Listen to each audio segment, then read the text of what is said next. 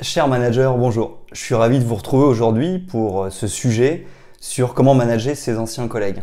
Alors c'est vrai que c'est toute une question parce qu'on peut évoluer et se retrouver à manager l'équipe dans laquelle on travaillait. Donc on a plein de collègues qui sont possiblement en plus des amis. Donc on a une vraie proximité, pas simplement professionnelle, mais aussi dans la vie privée avec ces personnes. Et on se retrouve à devoir les manager.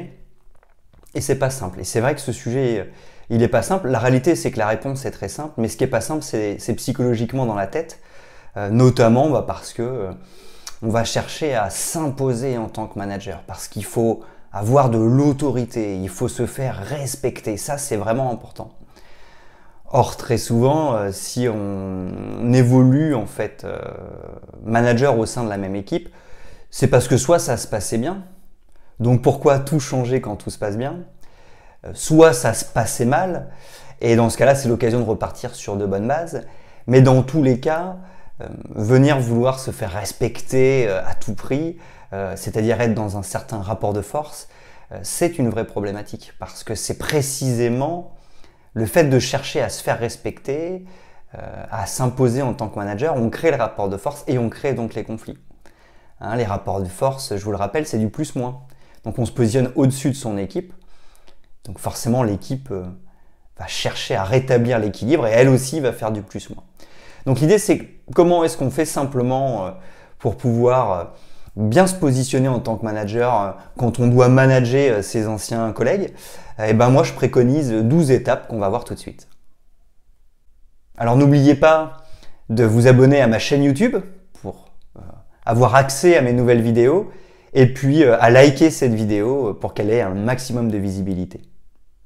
Et vous pouvez aussi télécharger gratuitement mon e-book dans ma bio. C'est un e-book sur la motivation des équipes. Je vous donne plus de 40 conseils pour motiver vos équipes. Vous trouverez le lien dans la bio. Alors la première étape, c'est pour moi d'établir une transition claire pour manager ses anciens collègues. C'est-à-dire que on va le dire clairement, on va l'officialiser. Oui, maintenant je suis votre manager. Ça aussi, on peut avoir quelques difficultés à le faire parce qu'on n'ose pas. Ah, j'ose pas trop leur dire comment ils vont le prendre. Si j'y vais trop fort, justement là, on n'est pas dans du plus-moins, on est dans du moins-plus. Ah, j'ose pas trop comment ils vont le prendre. Donc on y va mollo, on fait genre qu'on n'est pas le chef, quoi. Bah si, en fait, on est devenu le manager. Donc on va faire genre qu'on est le chef. Mais tranquille, en fait. On va simplement informer les gens personnellement. Alors pourquoi je dis personnellement? Parce que ça arrive souvent, moi ça m'est arrivé. Les gens apprennent que vous allez devenir leur manager avant même que vous leur ayez dit. Ça arrive, c'est pas grave, c'est comme ça, c'est le jeu. Beaucoup de nominations se passent comme ça. Mais c'est pas pour ça qu'il faut pas le dire personnellement. Au contraire, il faut le dire personnellement. On peut dire, je sais que vous avez entendu parler que ça allait être moi votre nouveau manager, mais je tenais à vous le dire personnellement. Voilà, il y a eu des fuites, c'est comme ça. Moi, je voulais vous le dire personnellement parce que si vous avez des questions, parce que si vous voulez des clarifications, etc., etc. Tout ça pour dire qu'effectivement, donc on réunit tout le monde et on leur dit officiellement dans un bureau ou dans une salle. Comme ça, c'est clair. Voilà. Et puis, je rajouterai expliquer pourquoi. En tout cas, donner du pourquoi. Pourquoi vous? C'est pas simple comme question. Ça peut être, écoutez, la hiérarchie a estimé que j'avais les compétences pour manager. La hiérarchie a estimé que j'avais un bon projet pour cette équipe par rapport au travail à réaliser et m'a validé. Parce que le projet à réaliser tous ensemble fait partie de mes spécialités. Vous voyez un petit peu tous les sujets qu'on peut dire, mais donner du pourquoi, ça permet de se légitimer. Si vous en avez pas, vous en avez pas. On ne va pas s'acharner dessus. Mais en tous les cas, s'il y a un peu de sens à donner, c'est une bonne chose.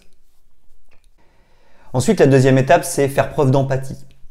L'empathie, c'est la capacité à se mettre à la place des autres et à comprendre ce qu'ils peuvent ressentir.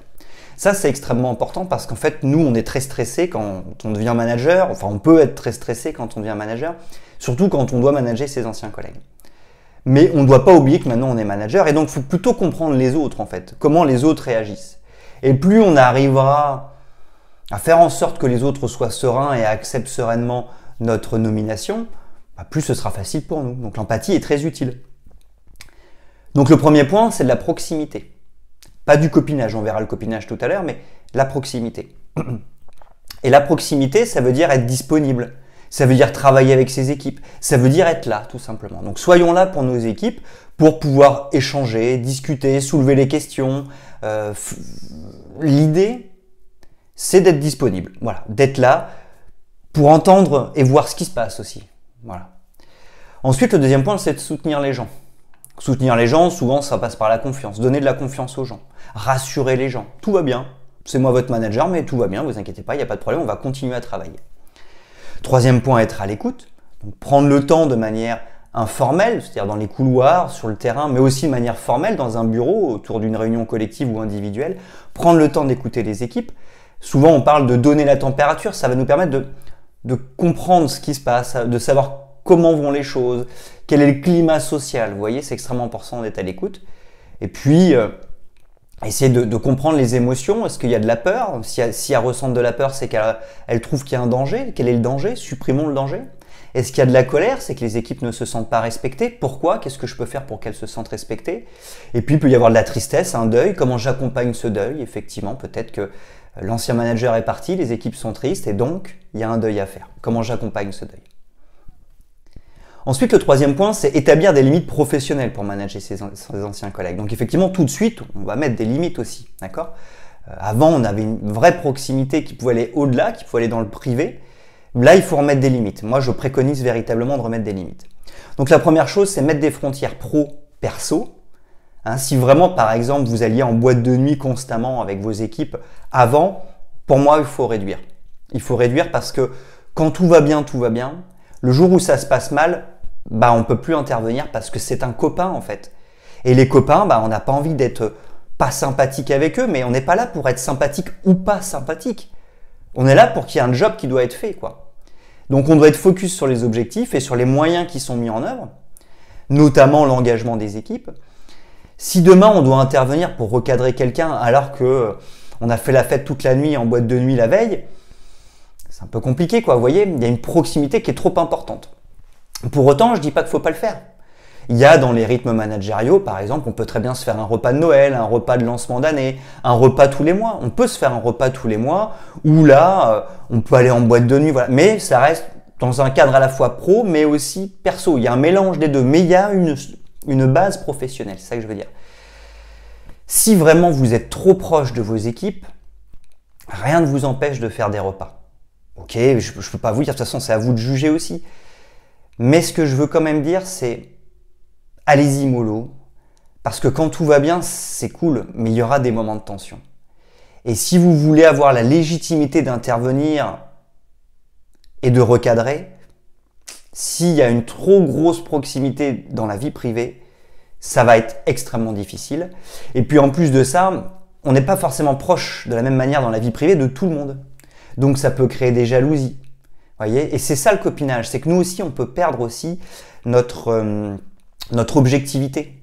C'est-à-dire que on va être influencé dans notre manière d'évaluer les gens parce qu'on est plus proche de certains que de d'autres.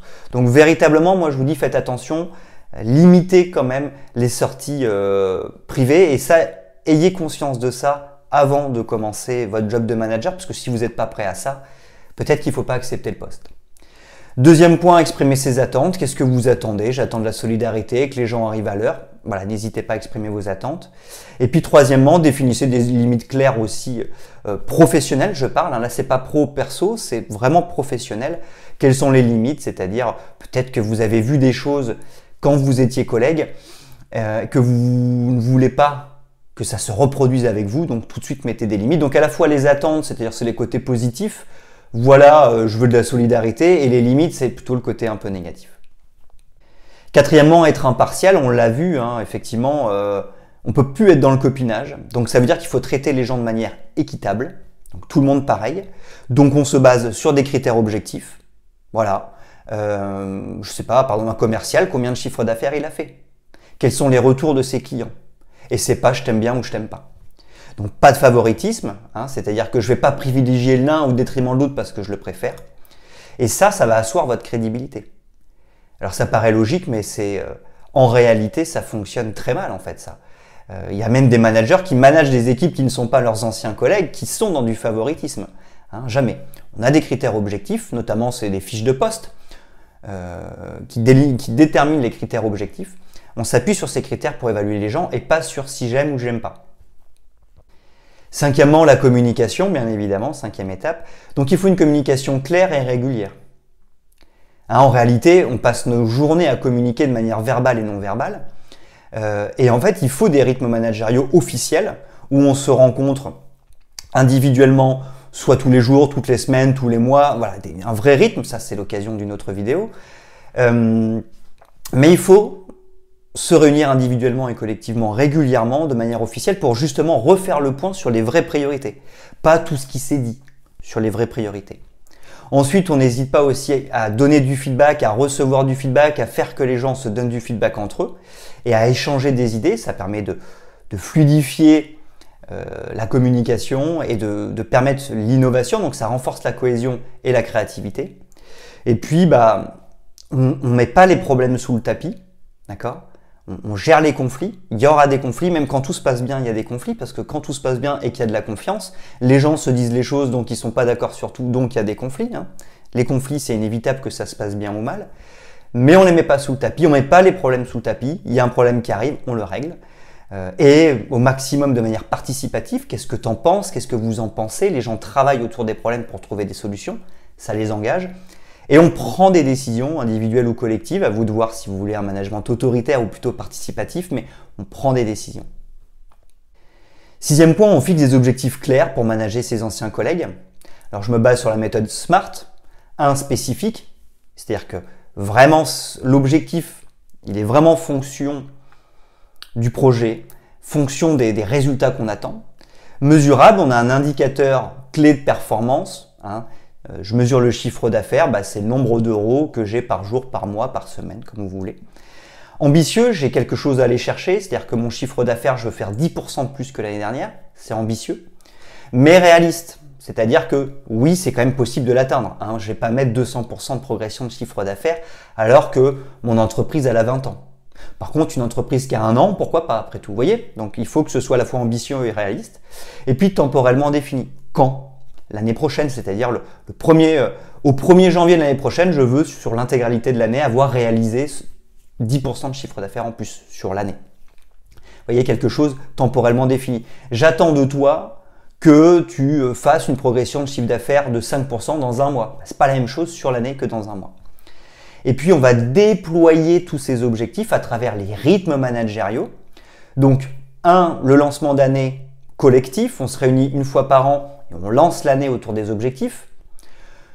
La même chose au niveau individuel avec l'entretien annuel. Tous les mois, au moins tous les mois, on se réunit collectivement 1 fois et individuellement 1 fois pour faire le suivi et réajuster. Et puis tous les jours, on peut faire des briefings collectifs, des briefings individuels pour déployer aussi ces objectifs.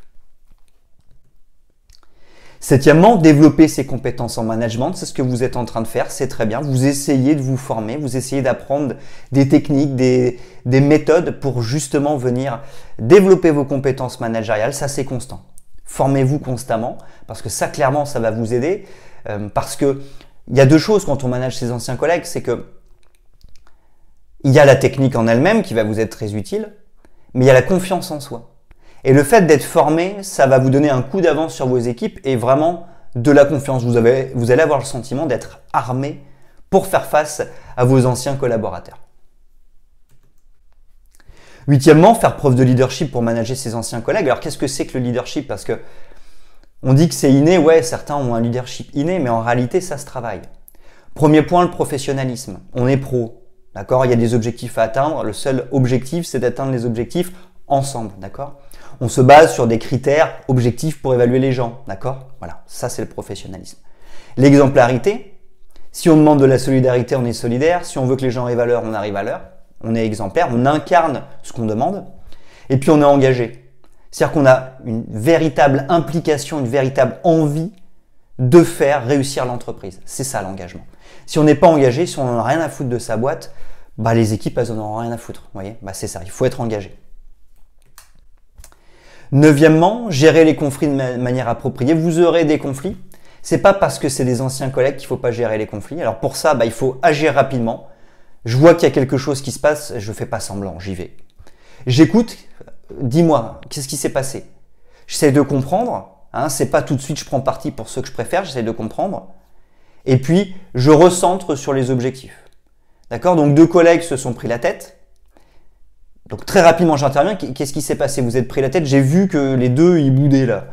Hein, ils sont en train de bouder dans leur coin. Je fais pas semblant de pas voir. J'y vais. Rapidement, j'agis. Je vais rencontrer individuellement chacun. Qu'est-ce qui s'est passé? Raconte-moi. Ah, vous vous êtes engueulé parce que vous n'êtes pas d'accord sur tel ou tel sujet. Ok, très bien. Je comprends. Pourquoi vous n'êtes pas d'accord? Ah, parce que toi, ça te tient à cœur telle méthodologie. Toi, ça te tient à cœur telle méthodologie. Ok. Je réunis tout le monde. Je rappelle les objectifs. Voilà les objectifs. Qu'est-ce qu'on fait maintenant? D'accord? Et là, je drive le truc pour trouver une solution pour atteindre les objectifs. Dixièmement, soutenir le développement de carrière. Alors, horizontalement, parce que les gens peuvent vouloir ne pas vouloir évoluer en tant que manager. Ils veulent changer de métier, par exemple. Ça peut être verticalement, les gens qui veulent devenir manager. Il y a des gens, ils veulent juste devenir plus compétents.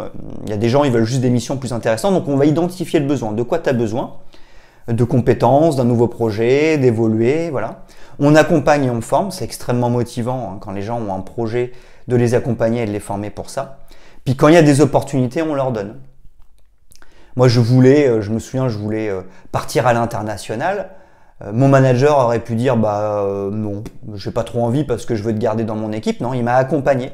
Et du coup, tout le long où j'ai travaillé avec lui, j'étais extrêmement motivé. Donc, en fait, ça motive. Faut savoir que les équipes vont tourner. Hein. C'est logique, ça fait partie du job. Les gens sont là, on les accompagne, puis soit ils restent, mais certains partent, et on recrute de nouvelles personnes, puis on repart sur autre chose. 11e, restez ouvert au feedback et à la participation. Ce que je veux dire par là, c'est n'hésitez pas à demander à vos équipes ce qu'elles attendent de vous, ce qu'elles pensent de vous. Recevez du feedback, ça vous permet de savoir dans quelle direction aller. Moi, mes équipes me disaient, quand je suis arrivé, je me souviens dans mon dernier job, elles me disaient, j'ai besoin que tu me fasses confiance, que tu me responsabilises et que tu me donnes de l'autonomie et que tu m'aides quand j'ai des problèmes. Une fois que vous savez ça, ça va beaucoup mieux en fait. Vous savez ce que vous devez faire. Donc c'est extrêmement important de demander à vos équipes ce qu'elles attendent de vous, quel est leur besoin, et de les faire participer autour de ça. Et puis enfin, le 12e point, n'oubliez jamais, parce qu'il y a eu une vraie proximité parce que vous étiez collègues, mais respectez la confidentialité pour manager ses anciens collègues. C'est-à-dire qu'avant, peut-être que quand il y avait des potins, on se racontait tout parce qu'on était anciens collègues, on était des collègues, alors on se racontait les potins. Maintenant, on se raconte plus les potins, quoi. Maintenant, clairement, quand quelqu'un vient dans votre bureau et vous explique quelque chose, ça reste entre vous. D'accord? Ça, c'est extrêmement important. Donc, on garde les informations, on les garde confidentielles. Et puis, ça va instaurer toute la confiance. Parce que les gens vont se dire, ah, il a bien changé de posture, il a bien compris que désormais, il n'était plus notre collègue, notre manager. Et donc, on va avoir un rapport différent avec lui.